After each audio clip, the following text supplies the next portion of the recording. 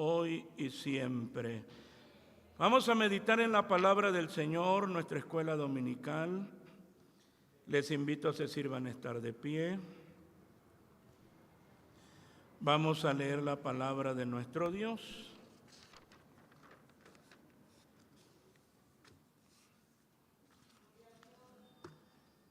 Primera carta del apóstol Pablo a Timoteo.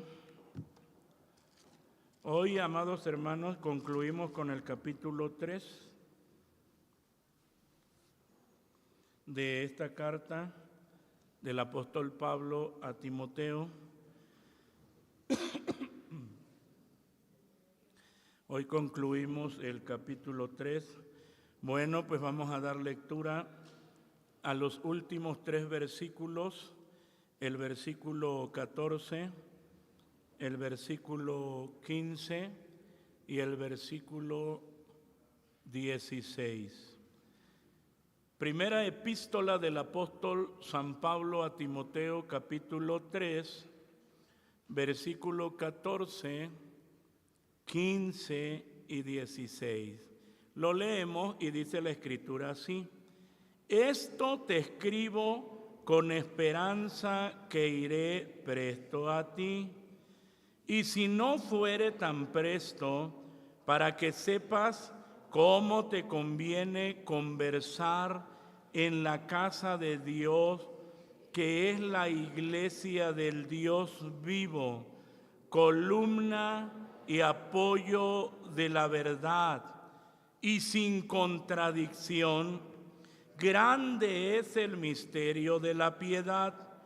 Dios ha sido manifestado en carne, ha sido justificado con el Espíritu, ha sido visto de los ángeles, ha sido predicado a los gentiles, ha sido creído en el mundo, ha sido recibido en gloria.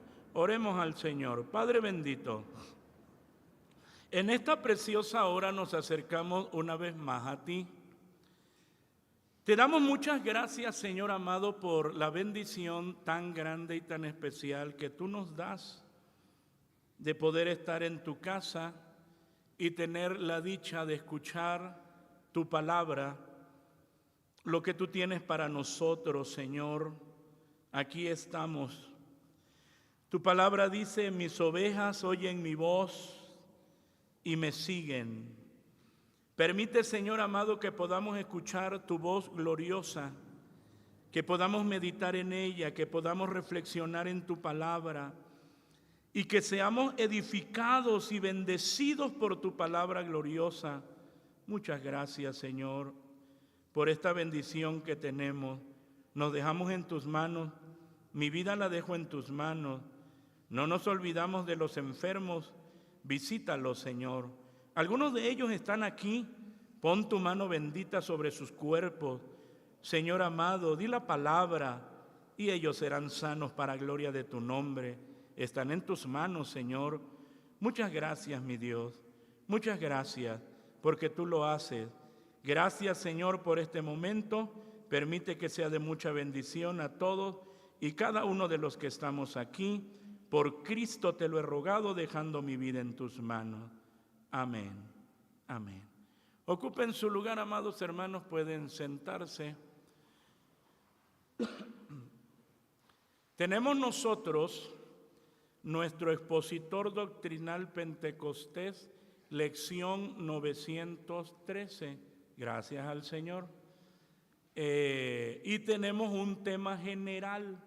Lo decimos todos unidos, como dice, la doctrina de los apóstoles. Una vez más, ¿cómo dice el tema? La doctrina de los apóstoles. Ese es nuestro tema general. Y eso es lo que nosotros aprendemos en la escuela dominical, doctrina. Por eso decimos la doctrina, que significa enseñanza. Entonces tenemos nosotros esta enseñanza, porque el tema del mes nos dice característica de los diáconos de la iglesia. ¿Así? Ya hemos visto nosotros, amados hermanos, lo que se requiere para un obispo, para un anciano, para un diácono, que es lo que hemos estado considerando en este capítulo 3, no solamente este mes, sino desde el mes pasado. ¿Cuáles son esas características que se requieren? Ahora, el título de nuestra lección, lo decimos unidos, el título de nuestra lección dice: el propósito de las instrucciones. Ya nosotros sabemos que las instrucciones pues cumplen un propósito. A más de uno le ha pasado que compra un aparato electrónico y ahí trae las instrucciones, qué es lo que se debe de hacer primero y qué se debe hacer después. Por eso es que en aparatos eléctricos casi en todas las tiendas dicen: no hay garantía. Porque lo común es que el cliente no lee ¿qué cosa? Las instrucciones. Y va a echar a perder ese aparato. Por eso por lo regular se dice en aparatos electrónicos, eléctricos, no hay garantía. Y entonces, ¿por qué? Porque casi siempre uno hace las cosas creyendo que uno ya sabe. Y hay cristianos que creen que ya saben mucho y que no necesitan las instrucciones ¿de quién? Del Señor. Oiga, pero las instrucciones cumplen un propósito. Y ahí están esas instrucciones que hemos considerado, amados hermanos, para que nosotros las tengamos presentes.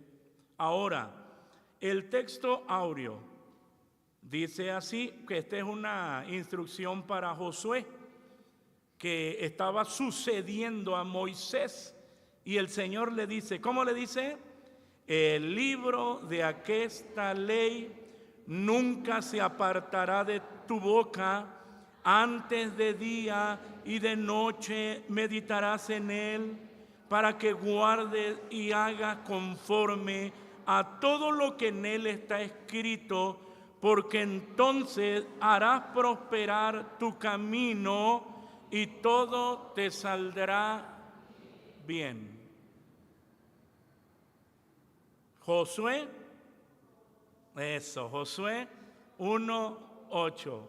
Hermanos, ¿será que Josué era muy incapaz y nosotros somos tan capaces que esta instrucción no sería para nosotros? ¿O sí es para nosotros? Y si uno también es para nosotros. Y esto que se le deja a Josué y que se le dice, el libro de aquesta ley, ¿qué cosa? Nunca se apartará de tu boca. Mira, Josué, tú vas a tener presente la ley de Dios. ¿Cuándo? Siempre, todos los días. Todos los días, la ley de Dios todos los días. El libro de aquesta ley, no haga nada, amado hermano, sin consultar a Dios por medio de la palabra. Ahí va a recibir instrucciones. ¿Qué es lo que usted necesita hacer? ¿Qué es lo que Dios quiere? ¿Cuál es su voluntad?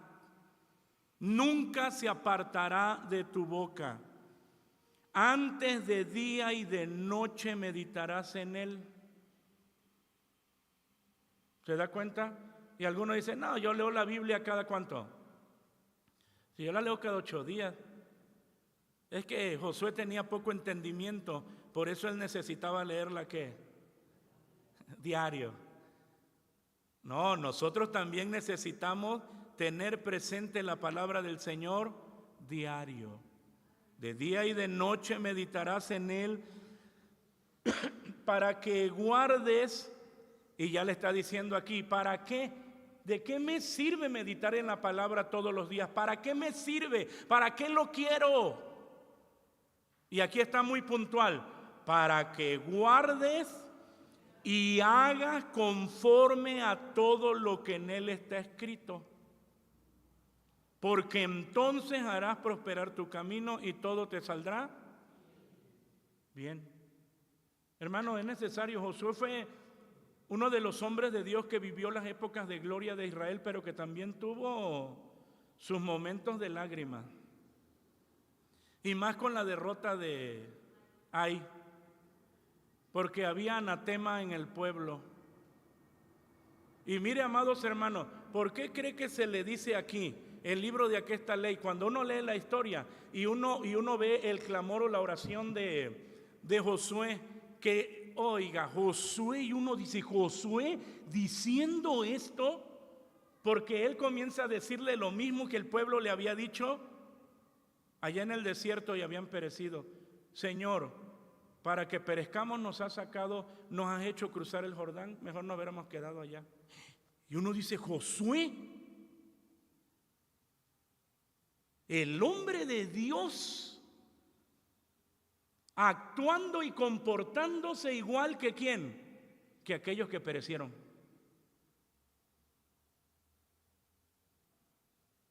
¿Se da cuenta por qué necesitamos la instrucción de Dios que todos los días? No se crea tan espiritual que usted no pueda fallar. No se sienta tan espiritual y se confíe de tal manera que usted diga, a mí no me va a pasar. Tenemos a Josué. Y estamos hablando de un hombre de Dios que uno dice, mi respeto para ese siervo de Dios Josué. Y cómo Dios lo usó. Y cómo Dios lo guió. Pero en un momento de descuido, de flaqueza, se estaba comportando igual que ¿quién? Que aquellos que ofendieron al Señor. ¿Para eso nos hiciste pasar el Jordán? ¿Para que perezcamos? Porque estaba dolido por la derrota de Ai. ¿Se da cuenta, hermano? Y estamos hablando de un hombre de la altura de Josué.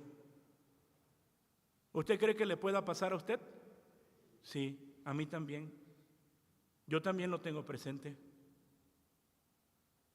Por eso necesito su palabra, su ley todos los días, que me alumbre, que me guíe, que me dé dirección todos los días. Entonces ya aquí les dice, para que guardes y hagas conforme a todo lo que en él está escrito, porque entonces harás prosperar tu camino y todo te saldrá bien. Porque uno se está sometiendo a la voluntad perfecta de nuestro Dios. Y esa era desde un principio, esa fue la instrucción. Si ya nos dio el Señor instrucciones, hay que seguirlas, hay que tomarlas, hay que tenerlas presentes, amados hermanos, es importante. La verdad práctica también nos dice, ¿cómo nos dice? Las instrucciones siempre nos van a ayudar a no cometer errores y a ser mejores personas. Por eso tienen un propósito muy especial. Ahora, bueno, aquí quiero aclarar esto porque el Evangelio, su objetivo del Evangelio no es hacer mejores personas. Porque hay quienes dicen, que yo quiero ser mejor persona. No. El objeto del Evangelio no es hacer mejores personas, porque eso lo hace ¿qué? La moral. Eso lo hace la moral. Y ese es su trabajo, para que en esta sociedad haya ¿qué? Mejores personas. Pero ese no es el propósito del Evangelio. El propósito del Evangelio es una vida transformada y modelada a la imagen gloriosa de Cristo. Ese es el propósito. No es que usted sea una mejor persona, es que usted sea como Cristo. Y eso solamente, eso no lo hace la moral, eso lo hace el Evangelio. Cristo es el que transforma nuestros corazones. Lo hace Él por medio de su palabra. Ahora, hermanos, hoy concluimos, dice nuestro comentario, con este tema tan importante que tiene que ver con las características de los diáconos. Y bueno, y concluimos el capítulo, ya vimos también las características para los ancianos, los requerimientos, los requisitos. Ellos, como todos, necesitamos instrucciones que nos ayuden para hacer las cosas de una mejor manera, ya que el servicio a Dios es el más alto honor que tiene una persona, pero también es la labor más delicada. Por eso vamos a aprender el propósito de las instrucciones. Y las instrucciones ya sabemos que son para tomarlas, ¿qué? En cuenta. Para tomarlas en cuenta. Y ya vimos nosotros acerca de... mire, ¿cuántas instrucciones ha dado aquí en esta carta? Nos hacía una exhortación nuestro hermano Luis en el grupo de varones acerca de la oración, porque la oración pública, ya lo vimos bíblicamente, es una responsabilidad ¿de quién? De los varones. Y nos decía, ¿cuántas hermanas hay en la lista y cuántos hermanos? Muy poquitos varones, mucho más hermanas, cuando esa es una responsabilidad y es una instrucción ya dada y ya sabida por nosotros que tenemos que cumplir. Las instrucciones no son para ser olvidadas, sino son para ponerlas por obra. Pregúntenle a Josué, vamos a traer a Josué, nada más en ese pequeño descuido, ¿cuánto lloró? Y estamos hablando de uno de los hombres que vivió las glorias más esplendorosas de la nación de Israel. Pero descuide las instrucciones y va a derramar sus lágrimas. Por eso vamos a ver el propósito de las instrucciones. 1, al no poderles visitar pronto. Por eso el texto, como dice el 14, dice, esto te escribo con esperanza que iré presto a ti, y si no fuere tan presto, fíjese, ya le está diciendo, es como si le estuviera diciendo, todas estas instrucciones te las estoy dando, pero con la esperanza de que yo pueda ir pronto, ¿qué? A verte, estar delante de ti, estar cara a cara. Pero por si no fuere posible, aquí están ya, ¿qué cosa? Las instrucciones. Si no fuere posible, ya están aquí las instrucciones. Entonces, ese es el propósito, amados hermanos. Y tenemos, dice, San Pablo fue un hombre que amaba mucho a Timoteo, tanto así que le llama su hijo en la fe. Lo vemos en el versículo 2, a Timoteo, verdadero hijo en la fe, gracia, misericordia y paz de Dios nuestro Padre y de Cristo Jesús nuestro Señor. Siempre estuvo instruyéndolo en el servicio a Dios. Tenía la esperanza de volver a visitarlo para seguir instruyéndolo. La primera y la segunda carta que le escribe están llenas de ¿qué? Así es una carta pastoral, hermanos, y está llena de instrucciones. Las necesitaba Timoteo. Y entonces, amados hermanos, diríamos de instrucciones pastorales. Y aquí tenemos algunas de ellas, de esas múltiples instrucciones. Si esto propusieres a los hermanos, mas las fábulas profanas y de viejas, ¿qué le dice? Desecha. Otra, esto manda y enseña. Esa es otra instrucción. Otra, entre tanto que voy, ocúpate en leer, en exhortar, en enseñar. Esa es otra instrucción.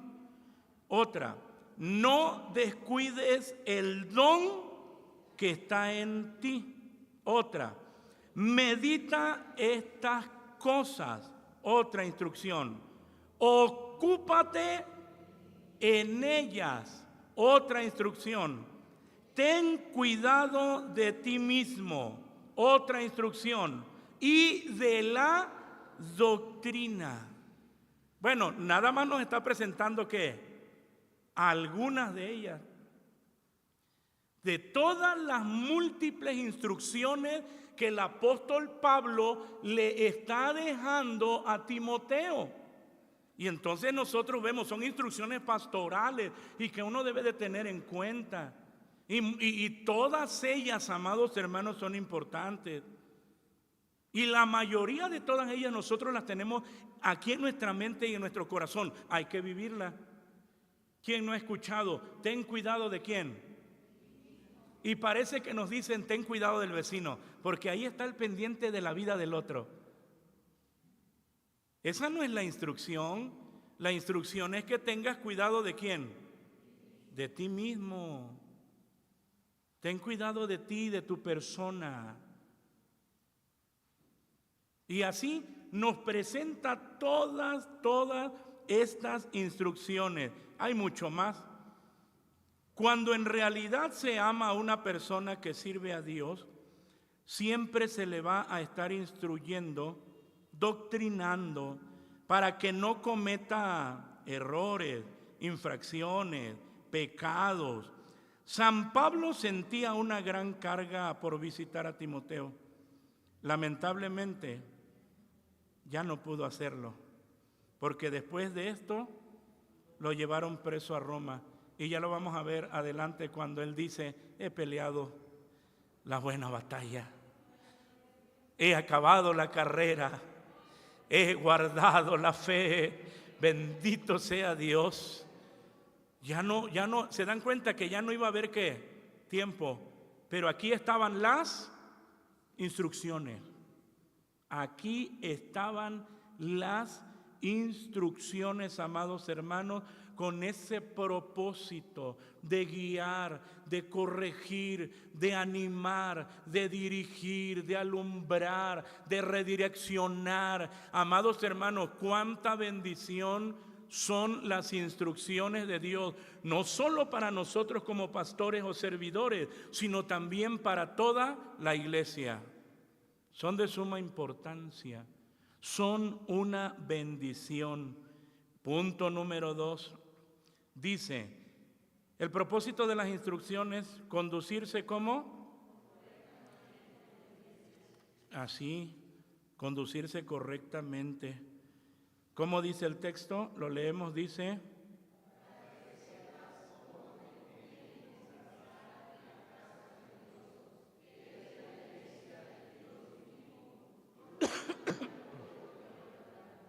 así. Entonces, amados hermanos, para que sepas cómo te conviene conversar, y ya sabemos ahí conversar es estilo de vida, comportamiento, para que sepas cómo comportarte en la casa de Dios. ¿Cuál es la casa de Dios? ¿Cuál es la casa de Dios? Y uno dice, exacto, hermano Samuel, porque uno dice, la casa de Dios es este edificio. No se refiere a este edificio. La casa de Dios aquí es usted. La iglesia es usted. Y unidos somos un templo.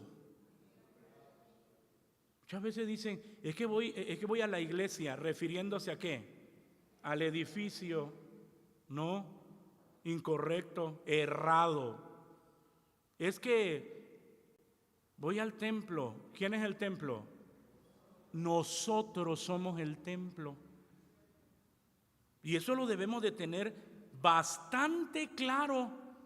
Por eso es que está diciendo aquí, amados hermanos, cómo te conviene conversar en la casa de Dios, que es, y ya dice, ¿qué es la casa de Dios? Que es la iglesia del Dios vivo. ¿Se da cuenta? Entonces ya está dando una instrucción de que nuestro comportamiento, ¿con quién? Pues con la iglesia de Dios que aquí está. Aquí está la iglesia de Dios. ¿Dónde están los santos? Aquí. ¿Quiénes son los santos? Nosotros, la iglesia. Y eso es una bendición gloriosa, amados hermanos. Entonces ya nos está diciendo que es la iglesia del Dios vivo, columna y apoyo de la verdad. La devoción, el respeto y la reverencia deben formar parte de nuestras conversaciones ante la casa de Dios, que es ¿qué cosa? que es la iglesia. Por eso, amados hermanos, es que es importante que nuestras relaciones como iglesia, ¿cuál es su relación con quién? Con su hermano, que es la iglesia del Dios vivo. ¿Cuál es su relación? ¿Cuál es su comportamiento? Porque pertenecemos al cuerpo de Cristo. Pero estoy hablando nada más de los nacidos de nuevo. Alguien puede decir, yo soy la iglesia, pero realmente ¿qué? No lo es. Hermano, esa es una realidad. ¿Alguno puede decir, yo soy la iglesia de Dios, pero realmente no lo es? Realmente no lo es. Y eso es trágico. Eso es doloroso, amados hermanos, que alguien piense que es lo que no es. Eso es doloroso. Entonces, Timoteo debe saber supervisar el culto y la elección de ancianos. Además, debe recordar que no se le ha encomendado un negocio privado, sino la casa de Dios, que son los creyentes o su santuario. Así, amados hermanos, yo sé que usted ha hecho alusión, es que esta es la casa de Dios, la casa de Dios es usted. Usted es la casa de Dios y debe de tener el entendimiento claro. Cuando nosotros leemos en 1 Corintios 3:16, vamos a dar lectura como el apóstol Pablo hablaba acerca de esto y decía, amados hermanos, ¿no sabéis que soy templo de Dios y que el Espíritu de Dios mora en quién? En vosotros. Fíjese, aquí está haciendo una alusión general. Ahorita vamos a ver la alusión particular, porque le está hablando a los corintios y les está diciendo a ellos, ¿no sabéis? O como si dijera, ¿o ignoráis? ¿Por qué? Porque hay quienes se comportan como si no fueran, ¿qué cosa? La iglesia de Dios o el templo del Dios vivo. Eso es vergonzoso. ¿Que no sabes lo que eres? ¿Que no sabes a qué te llamó Dios? Por eso le habla a los corintios y les dice, amados hermanos, ¿no sabéis? Ya ustedes saben que los problemas que había en la iglesia de Corinto, los desórdenes, los pecados, y por eso los exhorta y le dicen, ¿no sabéis que soy templo de Dios? Vuelvo a repetir, hace alusión a la iglesia en general. ¿No sabéis que soy templo de Dios? Y no se está refiriendo al edificio, sino a la gente, a los creyentes, a los nacidos de nuevo. Y que el Espíritu de Dios, ¿qué? Mora en vosotros. Eso ya nos lo explica en Efesios capítulo 1. Y ya nos dice que desde que creímos, ese día fuimos, ¿qué? Sellados con el Espíritu Santo de la promesa. El Espíritu de Dios ahora morando ¿en quién? En esa persona, en nosotros, en ese que ha nacido de nuevo. Ahí está el Espíritu Santo de Dios.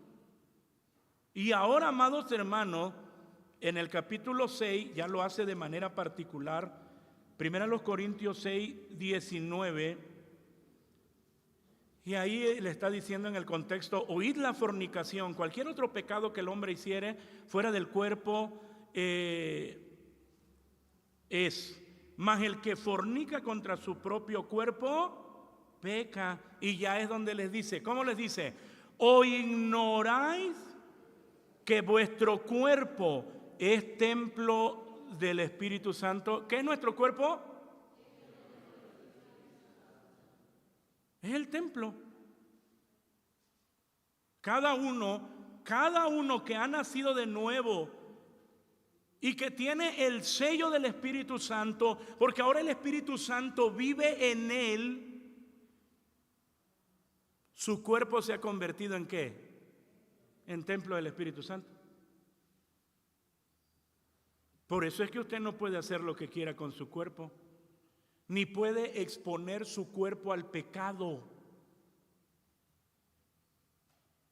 Por eso es que no puede exponer su cuerpo al pecado. Por eso es que nos está diciendo huir la fornicación.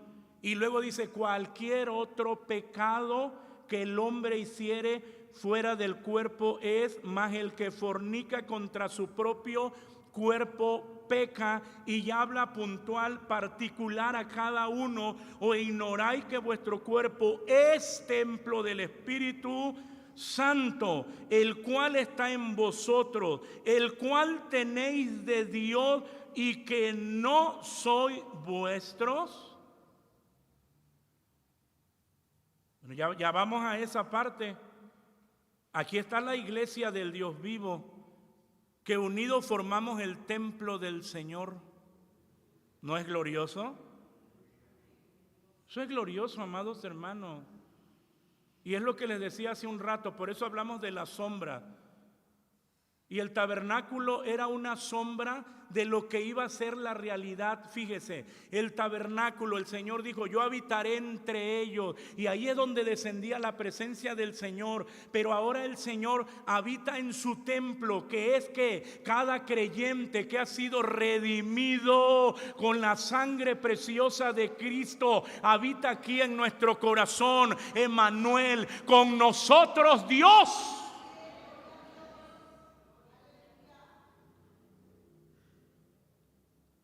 Eso es glorioso.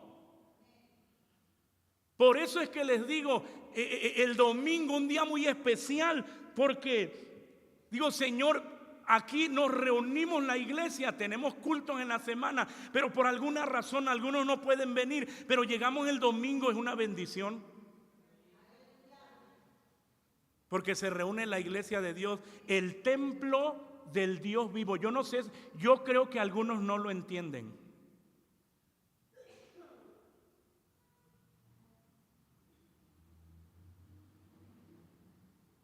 Por eso toman en poco. Porque no saben la posición que les fue dada por gracia. Y es una dicha la que yo siento, el poder reunirme con ¿quién? Con los santos, con la iglesia, con el templo del Dios viviente. Es una bendición muy grande, muy elevada, amados hermanos, porque Dios habita, dice aquí en nuestro comentario, porque Dios habita en ellos. Hermano, Dios habita en nosotros. Eso es glorioso, eso es maravilloso, amados hermanos. Habiendo sido llamada casa de Dios, así, amados hermanos. Entonces, ya esta imagen, ya vemos esta imagen tan clara y poderosa, nos lleva a comprender la responsabilidad que la iglesia tiene, amados hermanos, ¿como qué? Como redimido. Porque la iglesia es la casa de Dios, es el templo de Dios. Ahora notamos, dice nuestro comentario, que la iglesia luego es comparada con una columna y fundamento. Ya lo leímos nosotros aquí, porque dice, para que sepáis cómo te conviene conversar en la casa de Dios, que es, ¿qué cosa? La iglesia del Dios vivo, columna y apoyo de la verdad. Hermano, ya que hay una responsabilidad, es comparada con una columna y fundamento o baluarte, como la columna sostiene el techo, mejor aún como el fundamento sostiene toda la superestructura, así la iglesia sostiene la gloriosa verdad del evangelio por medio de oírla, obedecerla y usarla correctamente como dice 2 Timoteo 2:15. Y estamos hablando de esa responsabilidad. Como dice, procura con diligencia presentarte a Dios aprobado, como obrero que no tiene de qué avergonzarse, que traza bien la palabra de verdad. Oiga, esta es una responsabilidad. ¿Cómo debe manejar usted la palabra de Dios? Bien.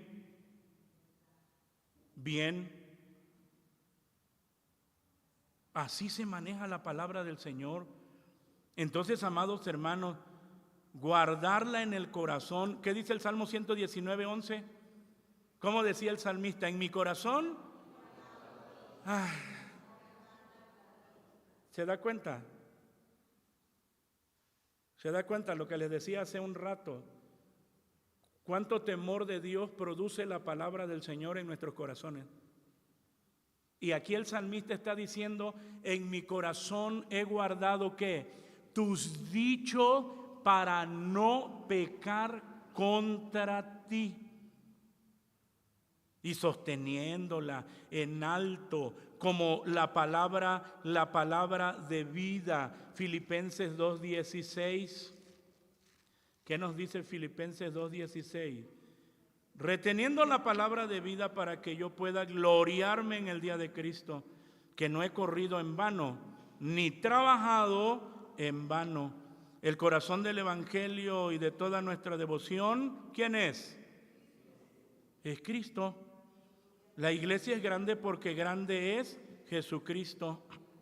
Entonces, reitero otra vez, la iglesia no solo es la casa de Dios, es decir, usted, la iglesia no solo es la casa de Dios, sino que también es descrita como columna y baluarte o apoyo de la verdad.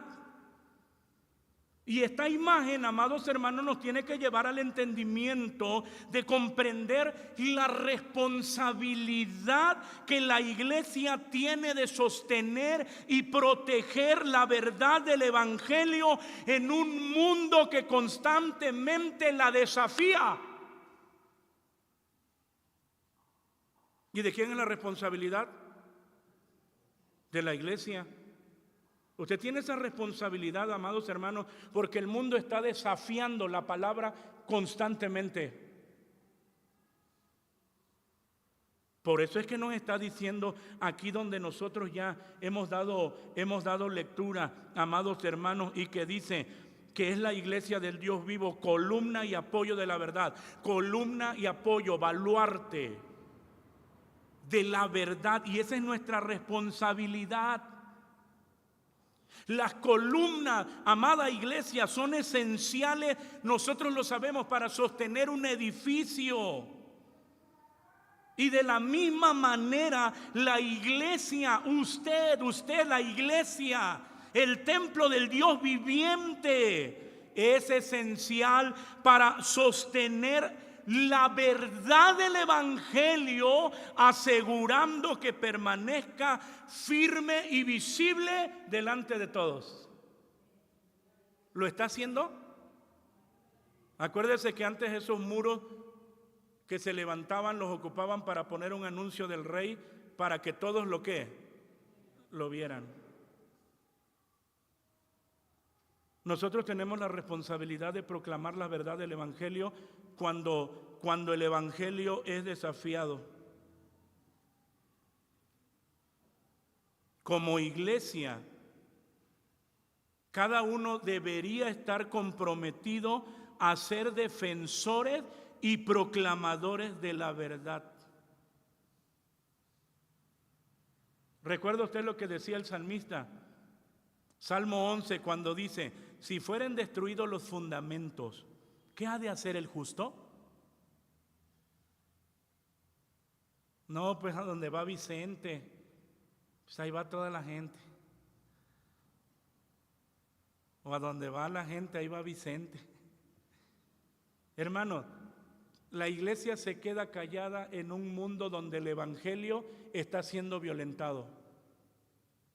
Y son incapaces, ni siquiera desde el seno o el núcleo del hogar, poder que levantar la bandera del Evangelio.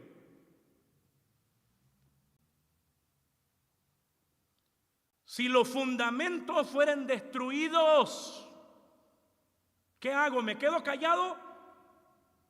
¿Que se ha pisoteado el Evangelio? ¿Que se ha escupido? ¿Que se ha blasfemado?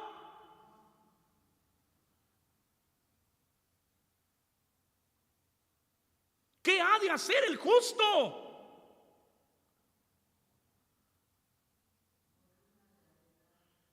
Eso. Y esa columna es lo que proclama. Aquí está anunciado. Este es el Evangelio. No hay otro camino, solo Cristo. Cristo, Cristo, Cristo es el camino. Él es la verdad. Él es la vida. Esa es nuestra responsabilidad. ¿A qué le tiene miedo? Esa es nuestra responsabilidad. Columna y baluarte, columna y apoyo de la verdad. Eso es lo que es la iglesia. Amados hermanos, ¿no dice la Escritura también, amados hermanos, en Judas, amados por la gran solicitud que tenía de escribiros de la común salud, dice, me ha sido necesario escribiros amonestándoos. Fíjense, una amonestación, y les dice que contendáis eficazmente por la fe que ha sido una vez dada a los santos. Que contendáis. Si vas a presentar argumentos, dice aquí que sean eficaces. No hables por hablar. Que contendáis eficazmente por la fe que ha sido una vez dada a los santos. ¿Se da cuenta por qué hoy más que nunca la iglesia tiene que conocer más a Dios a través de la palabra?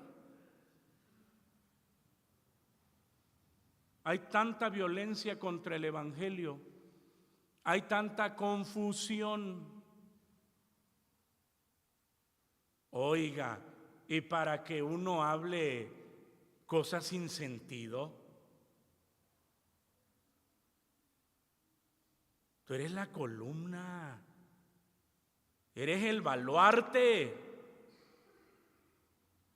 El apoyo de la verdad. No también el apóstol Pedro cuando dice, sino santificad al Señor Dios en vuestros corazones y estad siempre aparejados. Fíjese, estad siempre aparejados. Eso es preparado. Eso es defensa.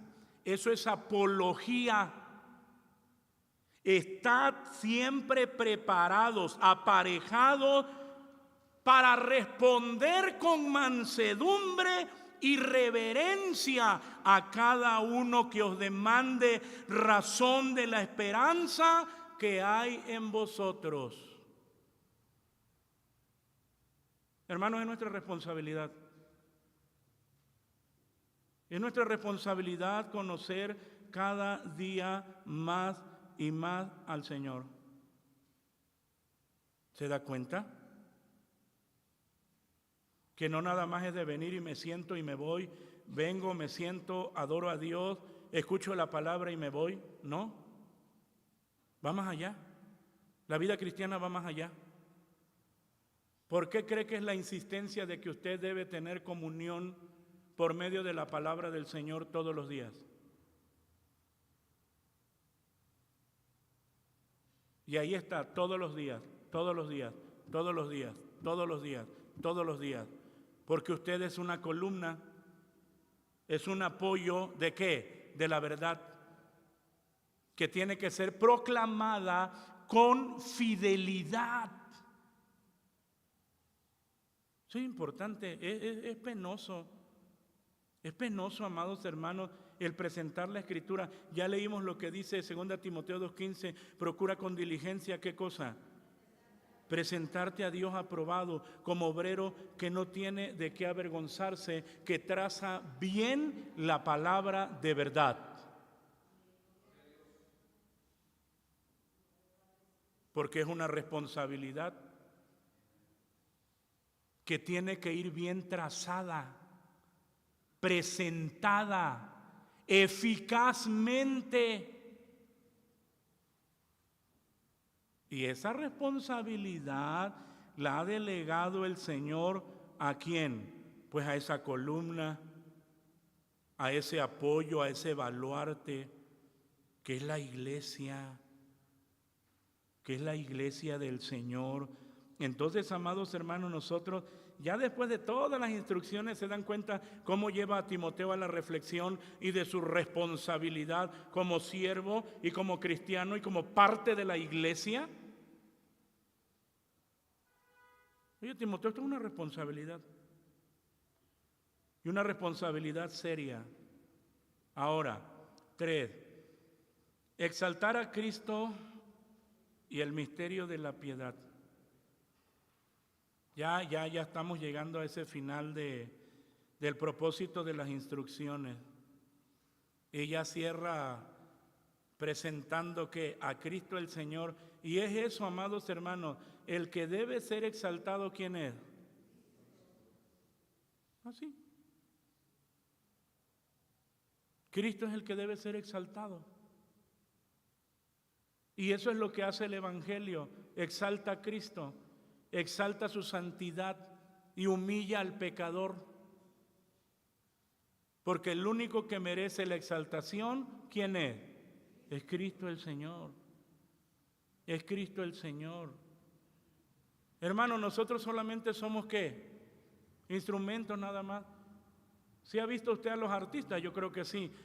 Imagínese un artista que está tocando la guitarra y la toca magistralmente y termina de tocar y entonces llama la atención de todos y gusta a todos y todos se levantan y ¿qué?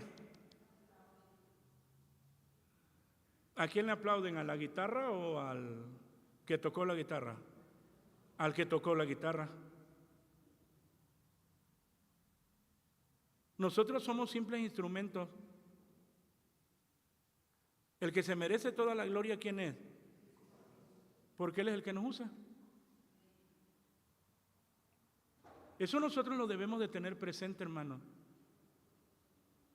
Hay muchas cosas que uno debe evitar, porque la gloria es para Dios. Mire, esta carne siempre busca que lo autoexalten. Me voy a tomar una foto para subirla. ¿Dónde? Yo aquí, hermano, predicando el evangelio de la verdad.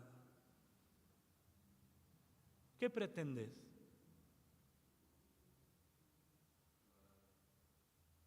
¿La exaltación de Cristo realmente?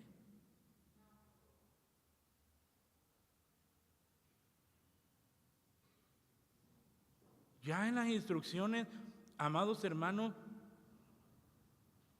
la manera en que presenta a Cristo el Señor, ya nosotros vimos esto. Cristo es el misterio de la piedad que ha sido revelado. Y dice el texto, vamos a leerlo, dice, y sin contradicción, grande es el misterio de la piedad. Dios ha sido manifestado en carne, ha sido justificado con el Espíritu, ha sido visto de los ángeles, ha sido predicado a los gentiles, ha sido creído en el mundo, ha sido recibido en gloria. Damos la gloria al Señor. La gloria es para Dios. El misterio de nuestra devoción es el misterio de nuestra fe, significando que pertenece a nuestra fe, a nuestra devoción. Por fe lo abrazamos, por medio de nuestra devoción lo glorificamos. Cristo es llamado el misterio de nuestra devoción, no solamente porque sí, porque si no nos hubiese sido revelado, no le hubiéramos conocido. Misterio igual a secreto revelado, sino también porque trasciende nuestra comprensión. Mientras más le conocemos, estaremos en condiciones de discernir el carácter misterioso, insondable de su amor y de todos sus atributos. Cristo fue manifestado en la carne. El hecho de que Cristo, tan glorioso en su preexistencia, estuviera dispuesto a adoptar la naturaleza humana, en esa condición cargada con la maldición debilitada, fue una manifestación de amor infinito, condescendiente, pero fue vindicado por el Espíritu. Fueron plenamente establecidas su perfecta justicia y la validez de sus pretensiones, pero fue especialmente por medio de su resurrección de los muertos que el Espíritu vindicó plenamente la pretensión de Jesús de que era Hijo de Dios. Así. Entonces, amados hermanos, es Cristo quien tiene que ser glorificado. Y ya nosotros lo leímos. Dice, ha sido manifestado en carne. Claro, el Verbo se hizo ¿qué? Ha sido justificado con el Espíritu. Sí, nos lo demuestra la Escritura. En su bautismo. Así, amados hermanos, ha sido visto de los ángeles. No, pues muchas veces cuando se encarnó, los ángeles dieron ¿qué? Gloria. Cuando ascendió a los cielos, ahí estaban los ángeles.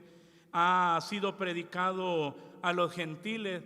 Pues la prueba es que aquí estamos nosotros, salvados por la locura de la predicación. Ha sido creído en el mundo y ha sido recibido ¿qué? En gloria. Porque ascendió a los cielos y estamos hablando de Cristo el Señor. Entonces, amados hermanos, el misterio de la piedad es Cristo. Por eso dice aquí, grande es el misterio de la piedad. ¿Quién es el misterio de la piedad? Cristo. El misterio de la piedad es Cristo. Y así lo dice, grande es el misterio de la piedad. Y ya nos presenta todo eso. Es decir, cuando hablamos del misterio de la piedad que es Cristo, hablamos de las verdades reveladas de la fe cristiana expresadas en la persona de Cristo. ¿Dónde están todas esas verdades? Expresadas en la persona de Cristo.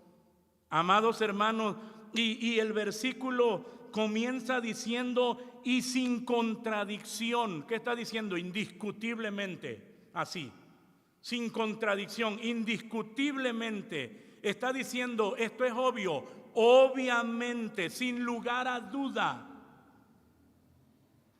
Es como cuando se trata de demostrar algo, amados hermanos, que pues no necesita demostración. A lo que le llamamos nosotros un axioma, una verdad que es tan clara que no necesita ser demostrada. Por eso está diciendo, y sin contradicción, sin lugar a duda. Y ya continúa diciendo, grande es el misterio de la piedad. Grande es el misterio de la piedad. ¿Por qué? Grande en su importancia. ¿Por qué? ¿Por qué este misterio de la piedad, amados hermanos, fue que Dios, en la persona de nuestro Señor Jesucristo, entró en el mundo? Aquí donde nosotros vivimos. Pagó el castigo del pecado, es decir, pagó la deuda suya y pagó ¿qué? Mi deuda. Él la pagó. Así, amados hermanos, grande es el misterio de la piedad. ¿Por qué?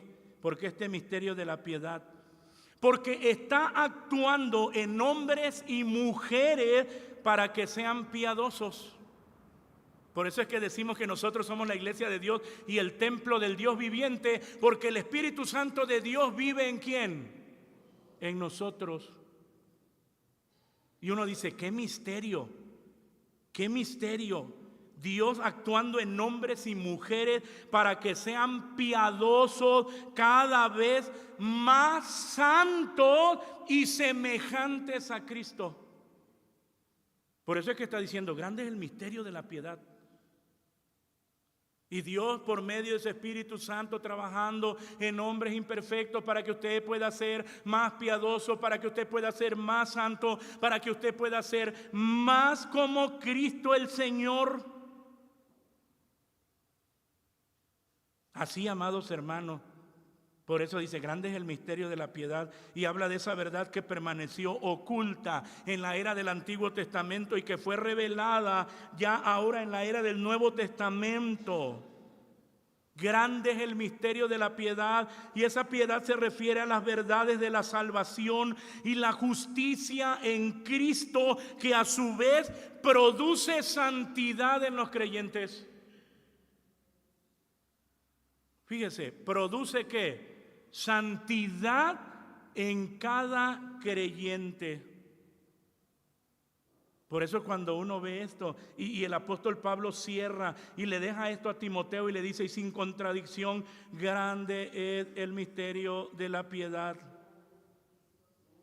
Y la piedad es semejanza a Dios. Grande es el misterio de ser como Dios. Mire, estas características y rasgos que se describen son las características y rasgos de Dios, porque Dios quiere que seamos como Él. Y fíjese cómo está trabajando por medio de su Espíritu Santo. Por eso es que dice Filipenses que es Dios quien obra en nosotros, ¿qué cosa? El querer como el hacer, por su buena voluntad. Y está trabajando. Por eso también dice el que inició la buena obra, ¿qué cosa? La perfeccionará. Hasta el día de Jesucristo está trabajando. Y por eso le damos gloria al Señor por esa obra gloriosa en nuestra vida. Amados hermanos, tenemos las instrucciones del Señor. Hay que seguirlas. Hemos llegado al final de este tema y hemos considerado las características que deben de tener los diáconos. Esta es una labor muy importante y muy sagrada. Todos debemos orar por ellos para que Dios guarde y use sus vidas en sus preciosas manos. La iglesia tiene el deber de interceder siempre por ellos para que desempeñen este trabajo dentro de la voluntad de Dios. Y que no solamente, amados hermanos, los que servimos al Señor podamos ver todas estas instrucciones, sino también toda la iglesia. Y la iglesia también pueda cumplir con su responsabilidad de ser columna y apoyo y baluarte de la verdad. Que cada uno de nosotros, amados hermanos, en la asignación que Dios nos ha dejado, podamos cumplir como Él nos los demanda. Y ya dijo así, esta es la iglesia, el templo del Dios viviente, columna y apoyo de la verdad. Póngase de pie y digámosle, Señor, ayúdanos Señor para poder corresponder a cada una de las instrucciones que tú, Señor, nos das por medio de tu palabra. Toma nuestras vidas en tus manos. Usted sabe que en la Biblia, pues encontramos muchísimos ejemplos de quienes no atendieron las instrucciones. Y desde el principio se le dio instrucción a Adán, se le dio instrucción a Eva, y no la atendieron. Y las consecuencias las tenemos ¿hasta cuándo? Hasta ahorita, hasta este momento. No las atendieron. No les dio la gana. A Sansón se le dieron instrucciones. ¿Qué hizo? No las atendió. Era joven. Además de joven, ¿era qué? Fuerte. Él sabía lo que hacía. No las atendió. ¿Cómo terminó? Bien mal. Hasta le sacaron ¿qué? Hasta le sacaron los ojos. No atendió. Acán también había recibido ya instrucciones, que nadie iba a tomar nada del anatema de Jericó. Que dijo, no pasa nada, no pasa nada. Pues no, casi no pasó nada, nada más lo apedrearon y lo quemaron con toda su familia, nada más. Casi no pasó nada, murieron también soldados por culpa del anatema. Porque las instrucciones no parecían que relevantes, importantes. No puede tomar las instrucciones y apoyarse en su propia ¿qué? Prudencia. Pues hágalo, hágalo. Apóyese en su propia prudencia. Pero Dios ya dejó las instrucciones. ¿Han sido dadas? ¿O las tomamos o qué? ¿O las dejamos? Su responsabilidad. Tómela o déjela. Pero han sido dadas. Oramos a Dios. Padre bendito, nos acercamos a ti. Te damos muchas gracias porque siempre tú nos adviertes, nos hablas, nos das instrucciones por medio de tu palabra. Gracias, Señor. Muchas gracias. Nuestras vidas en tus manos. Danos la sabiduría y el entendimiento para atender, Señor, tu voz, tu palabra. Perdónanos porque cuántas veces nos hemos presentado como sabios en nuestra propia opinión. Perdónanos. Danos tu luz. Ayúdanos a ser entendidos de tu voluntad, de tus instrucciones. Danos luz, Señor amado, cuando nuestro entendimiento esté nublado, cuando nuestra visión, Señor amado, se esté eclipsando. Danos luz, Señor, alúmbranos.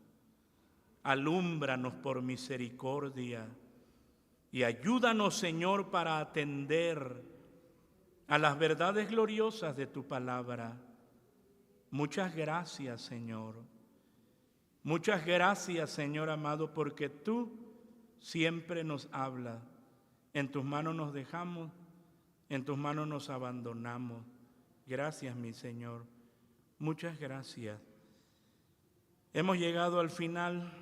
Te ruego que bendigas también la ofrenda, cuyo propósito, Señor amado, es el desayuno ministerial de la próxima junta que se celebra en este lugar. Permite que con alegría podamos ofrendar con esfuerzo y tu bendición sea sobre todos nosotros. Muchas gracias. También despídenos en paz y mientras distantes unos de otros, la gracia de Cristo, tu amor incomparable y la comunión con tu Espíritu sea con todo, ahora y siempre. Amén. Amén. Ocupen su lugar, amados hermanos, la ofrenda es de